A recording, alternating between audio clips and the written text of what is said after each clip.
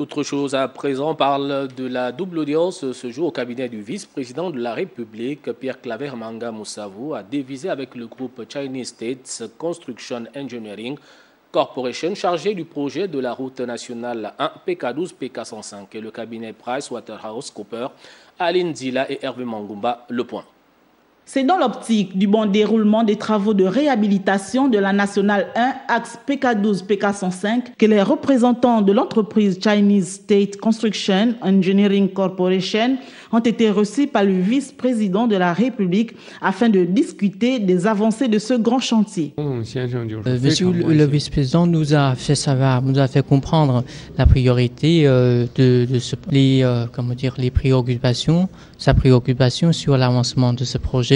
Et puis, est-ce qu'il y a des problèmes encore à régler dans ce projet? Selon la convention qu'on a signée avec l'administration, nous avons 22 mois après la démarrage de ces travaux et puis pour nos engagements qu'on a pris dans la convention.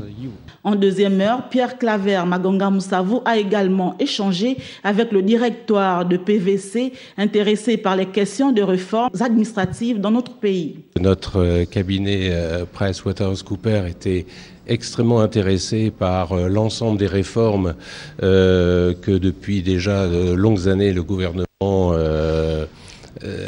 met en œuvre et de voir quelles étaient plus particulièrement les réformes sur lesquelles une contribution pouvait être apportée.